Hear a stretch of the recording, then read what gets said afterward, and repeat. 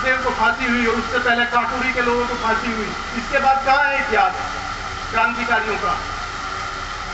तो केवल उनसे सबक ले, और जितने सारे इकट्ठा हुए थे वो सारे के सारे किसी जाति के नाम पे इकट्ठा नहीं हुए थे। बहुत जबरदस्त। भगत सिंह को आप पढ़ेंगे, हम लोग तो जैसे बनने हैं बन चुके हैं। अपनी आने वाली पीढ़ियों को प्रेरित कीजिए कि डॉक्टर अंबेडकर को पढ़िए। डॉक्टर अंबेडकर हमारे हिस्से के तमाम लोगों को हमने जानवरों से बदतर करार दिया था।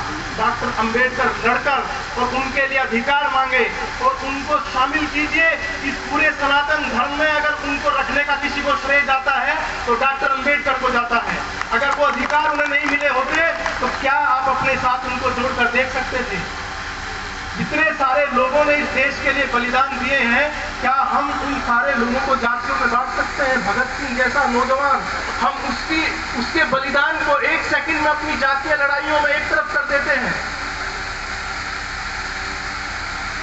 अगर हम लोग पढ़ेंगे तो उस उम्र के बौद्धिक नौजवान हमको कभी नहीं मिलेंगे। हम लोगों को ये याद रखना होगा, हमको उनकी कहानियां याद रखनी होगी। महाराणा प्रताप के विषय में कई सारी बातें यहाँ आई हैं। कहा गया कि उन्होंने एक पत्र लिख दिया अपनी बेटी के भूख से परेशान होने पर। इतिहासकार इसे नहीं मानते हैं। ये पृथ्वीराज एक राजा थे जो अकबर के यहाँ रहते थे, बीकानेर या जोधपुर के कहीं थे। उन्होंने ये प्रसंग लिखा है और उन पृथ्वीराज को आप इस प्रकरण के अलावा कभी नहीं पढ़ते।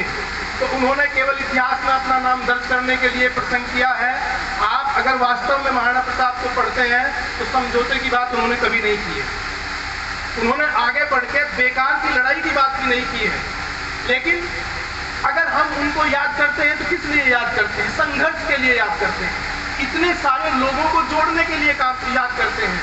जितनी बार अकबर ने अटैक किया है, हर बार महाराणा प्रताप ने अपनी महानता का परिचय दिया है। आप सारे लोगों को पता होगा कि बाद में एक जो अटैक हुआ था वो अब्दुल रहीम खान खाना के नेतृत्व में एक सेना भेजी गई थी और अब्दुल रहीम खान खाना ने अपनी सेना का जहां पड़ाव डाला, महाराणा प्रताप के बेटे अमर सिंह ने अटैक किया और उनके सारे परिवार को उठा के ले गए। प्रताप को जब ये पता लगा तो इस बात पर नाराज हुए तो कहा कि उन महिलाओं को सम्मान सहित वापस देश के आओ। महाराणा प्रताप अपने बड़े मन की वजह से प्रसिद्ध है। हम लोग उनके नाम पर अगर छोटे मन से काम करते हैं तो फिर हम उनका नाम बढ़ाने का बिल्कुल काम नहीं कर रहे हैं, हम उनका नाम खराब करने का काम कर रहे हैं।